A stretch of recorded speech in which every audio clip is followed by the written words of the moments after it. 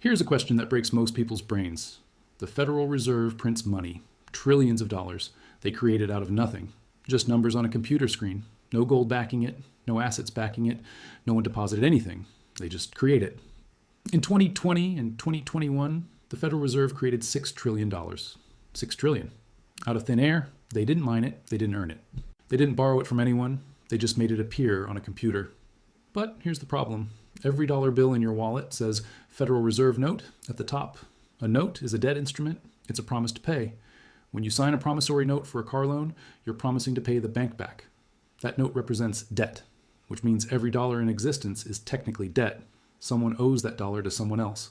So if the Federal Reserve creates dollars out of thin air, and those dollars are debt, who does the Federal Reserve owe the money to? Think about it. They created it from nothing. There was no lender. No one gave them money to lend out. They just made it appear. So who is the creditor? If dollars are debt instruments, and the Fed created them, who does the Fed owe? The answer should be simple, but it's not. Because when you understand how this actually works, you realize the entire monetary system is designed to transfer wealth from you to private banks.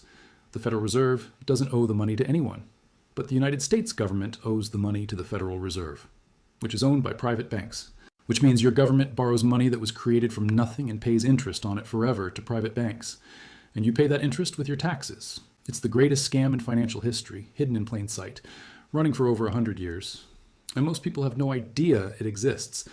This is the story of how money is actually created, who really controls the Federal Reserve, and why the national debt can never, ever be repaid. Because if it was, there would be no money. The system is designed to require permanent debt and permanent interest payments from you to private banks. Before we answer who the Fed owes money to, you need to understand what the Federal Reserve actually is. Because everything you think you know is probably wrong. Most Americans believe the Federal Reserve is part of the government. A government agency like the Treasury Department or the IRS. It's not. The Federal Reserve is a private banking cartel. It was created in 1913 by the Federal Reserve Act. And it was designed by bankers, for bankers, to give them control of the money supply. Here's the structure. The Federal Reserve System consists of 12 regional Federal Reserve banks. New York, Chicago, San Francisco, Philadelphia, Boston, and 7 others. Each of these 12 banks is a private corporation, not government agencies, private corporations. They have shareholders, and those shareholders are private commercial banks. JP Morgan Chase owns shares of the Federal Reserve Bank of New York. So does Citibank, Bank of America, Goldman Sachs, Morgan Stanley. The largest banks in America are literally shareholders in the Federal Reserve. They own it. Now there's also a board of governors in Washington, D.C. 7 governors appointed by the president and confirmed by the Senate.